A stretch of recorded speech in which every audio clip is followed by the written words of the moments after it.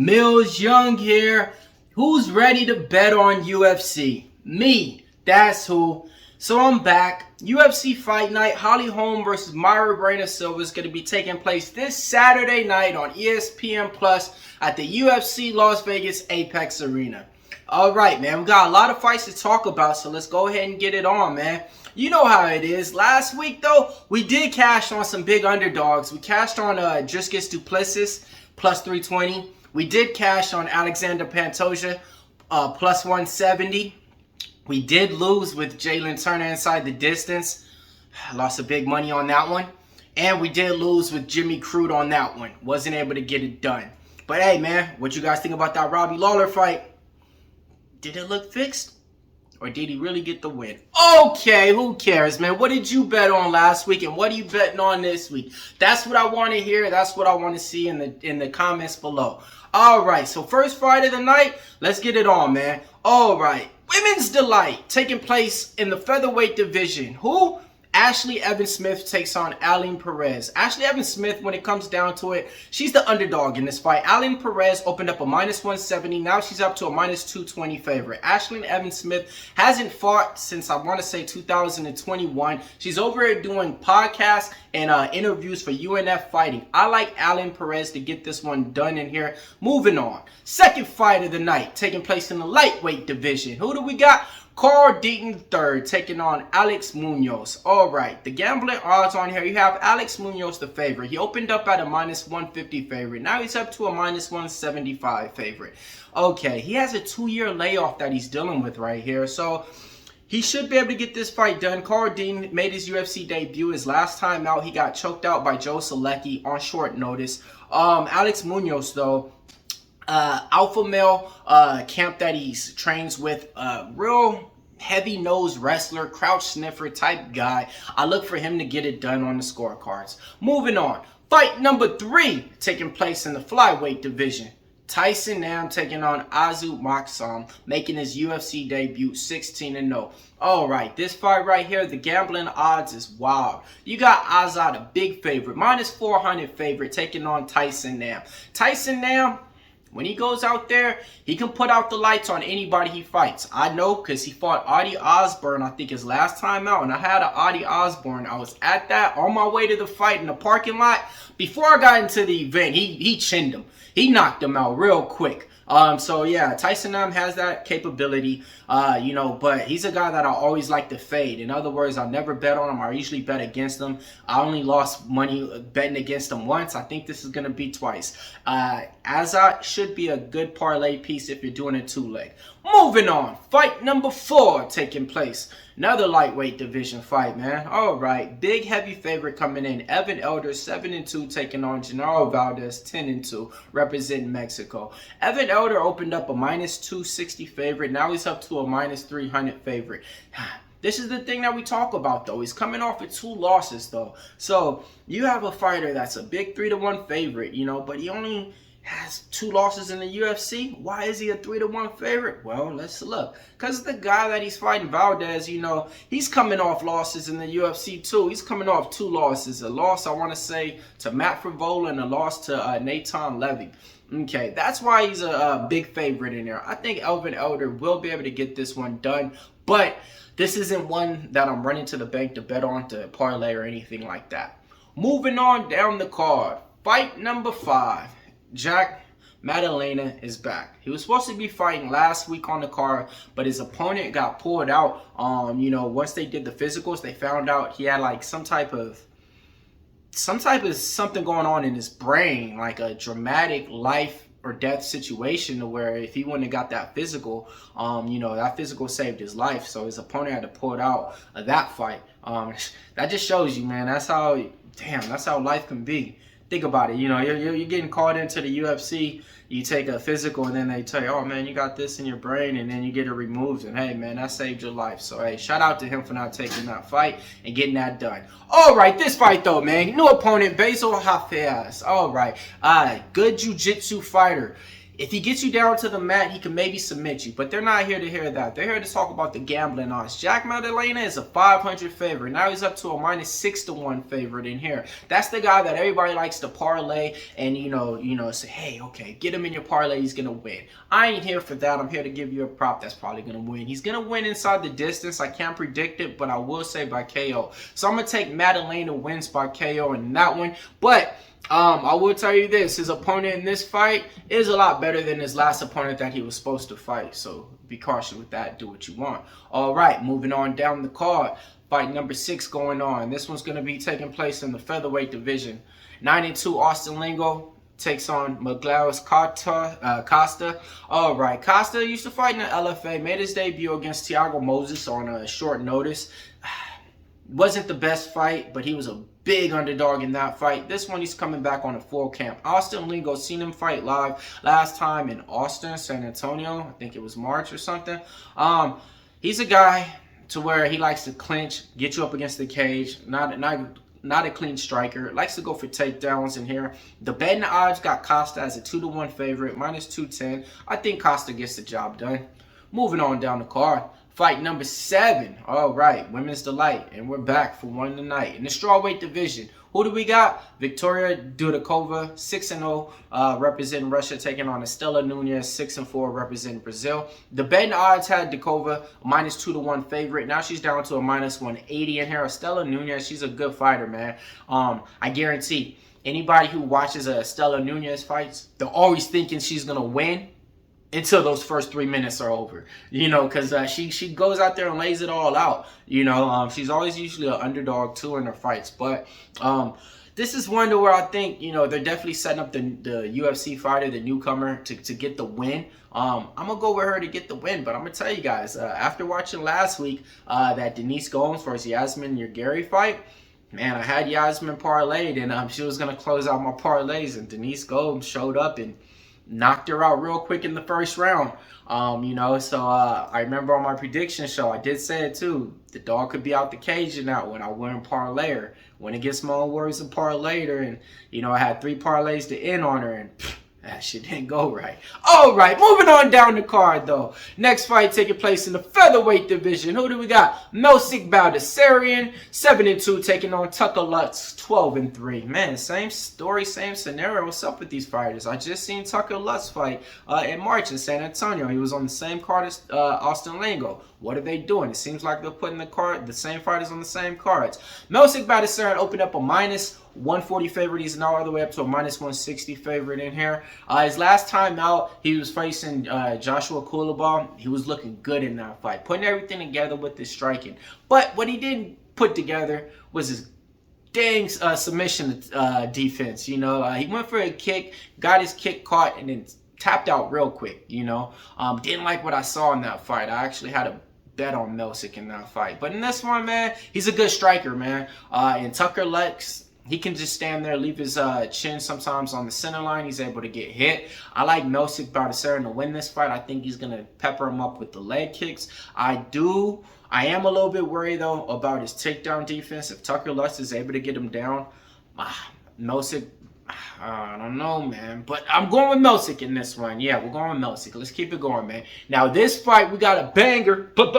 Banger alert. Banger alert. Hey, calm down, man. We got a banger alert over here. All right, this one's taking place in the lightweight division. Nazim Sadikov, 8-1, takes on Terrence McKinney, 13-5. Man, I think this is going to be fight of the night. This is the first fight on the main card. Nazim Sadikov opened up a -160 favorite. Now he's down to a -130 favorite. All right. Terrence McKinney's last time out, he got beat by Bonfim out there. A lot of people had Terrence McKinney to win that fight. Bonfim was able to put him out with a knee, I want to say, in like the 2nd or 3rd round. Terrence McKinney can knock out anybody, you know, within that first round. We seen what he's done in the LFA. We seen what he's doing in UFC too. He was able to put down Drew Dober, just not finish him. He got finished in that fight. Nazim Sadikov, you know, his last fight, he was fighting Elvin Elder, another fighter on this card, and he was down on the scorecards until he opened him up with the elbow and the cut, and he was able to get the win off of Dr. Stoppage. I really like Nazim Sadikov. He trains over there with the Hinzu Gracie team. He has people in his corner like Matt Favola, Frevola. Matt Frevola is another fighter on the rise in the same division. He's been telling me about Nazim Sadikov. He goes by the nickname of the Black Wolf in here. Terrence McKinney, if he's able to use his wrestling and everything in here, you know, it'll be a closer fight. But I like the Black Wolf to get this one done, especially with the price tag going down where it's at now. Going from a -160 to a -130. If you guys wait around, you might even get it at a pick'em price. All right, let's keep going now, man. Next fight on the card taking place. Man, so many lightweight divisions in there. What are they trying to do, man? Like, every fight is 155, 155, 155. All right, Ahmed Azatar, 13-1, takes on Francisco Prado, 11-1. Record's pretty much identical when it comes down to the fight IQ, and the fight experience is pretty much identical. But in this one, I'm going to just be going with Prado in here. Ahmed Azatar, his last fight out, he was fighting Matt Frevola in there. He was throwing heavy blows, but he wasn't able to counter and throw any defense, and he got his lights put out.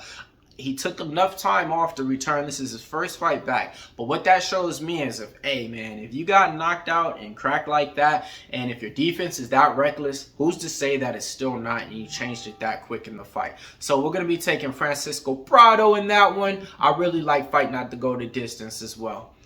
Next fight on the card. Moving on down the card. Before we do that, though, I need all you guys watching this to go ahead and do me a favor, man. What's your best bet of the night? Because we already went through about 10 fights on here.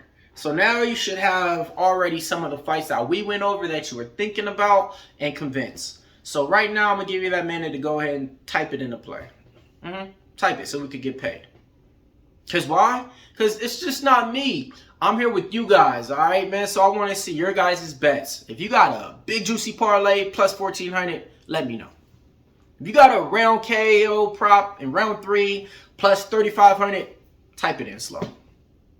All right, cool. I see it. All right, let's go. All right, so this fight's going to be Women's Delight. Norma Dumont versus Chelsea Chandler in here. Norma Dumont, 9-2, taking on 5-1 Chelsea Chandler. She opened up Dumont a -150 favorite. Money's coming in on Chandler now. Now Norma Dumont's down to a -135. Okay. Chelsea Chandler, her last fight, she was able to get the win, I think, against Storolenko. She looked good, but she doesn't have a lot of fight experience behind her yet at this UFC level. Norma Dumont does, you know, when it comes to it. But you got one fighter that goes out there to fight, and you got one fighter that goes out there to finish people. The underdog, the dog's out the cage in this one, man. I like Chelsea Chandler in this one. I was thinking about Norma Dumont all week, thinking that's the side. Then I watched back some more fights, and then I just remember when I do watch her fight, it's nothing too impressive. I'm not saying Chelsea Chandler's that, but she goes for it. She really doesn't know the ins and outs of losing. You know, like when you're 5-1 and you're kind of in a forward trajectory, you know, you're confident in everything, you know, so you're a little bit more willing to go out there and take risks. And in women MMA, that's what you need. You need women that's going to take risks to win. That's the difference in women MMA betting, if you ask me. All right, let's keep moving on down the card. All right, co-main event time. Co-main event time? Yeah, man. So we got blessed with UFC 290 last week. That was the best card of the last 10 years, period. It had some of the best fights on there. Every single fight was good. Every single fight was good. It was just crazy. If you guys watched that event, you know what I mean.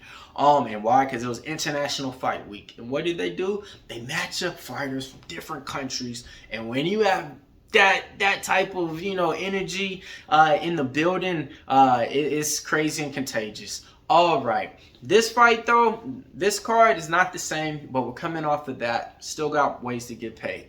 All right, Jin Young Park representing Korea, 16 wins and 5 losses, taking on Albert Duraev, 16 wins and 4 losses, representing Russia.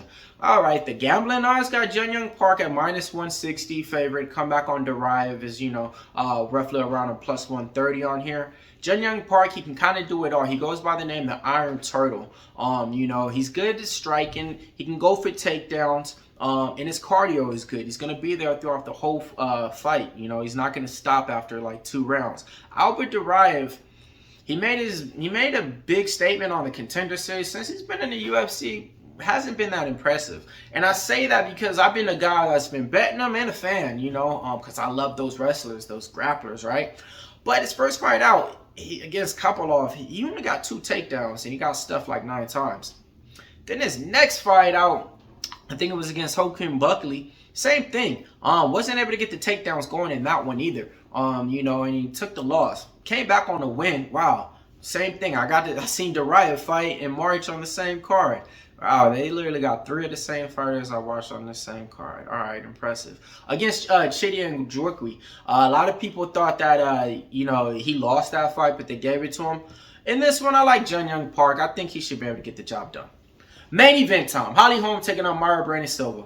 Holly Holm opened up a -140 favorite. She's all the way up to a -2-1 favorite. The comeback on Brandon Silva is anywhere between a +145 to a +150. Shop around for the best line. Holly Holm, man, she made her claim to fame beating Ronda Rousey. I remember that vividly. Why? Because I just rewatched it and did a tape study on it. And then after that, she lost her belt to Miesha Tate, you know, in that fight. A fight that, you know, Miesha Tate was able to get her to the ground and keep her on the ground, you know, for a whole round and isolate her for 3 minutes, but not submit her in the second round. Holly Holm was winning the whole fight. Later on in the fight, round 5, I want to say, Miesha Tate was able to get her back one more time. This time, though, that was all she needed. Submitted her. You know, so I took a little bit of notes on that. Silva's vicious when it comes to it. She switched up her camp, trains out American Top Team in this one.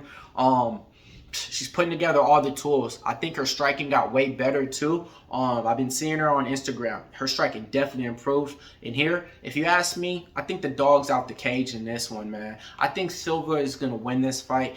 She's vicious. Seen her in the media day. She says, I'm going out there to finish her. You know, she has that attitude. She has that confidence in her right now. I get it. Holly Holm at a -140 would have been a great bet.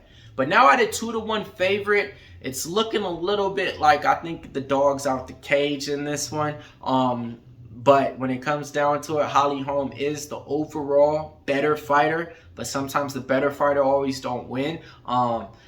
Silva is taking this fight on short notice. But she is a fighter, like I said, that's putting everything together in all her fights. So I think the dog's out the cage in that one. All right? All right, man. So we went through everything. All right, now here we go. Now here's your best time to let me know what you're betting on. I like that bet. All right, man. It's Millz Young here, part of Pick Dawgz, man. Go ahead, smash the like button. Let me know everything that you guys got going on this UFC card. And see you guys same time next week tomorrow.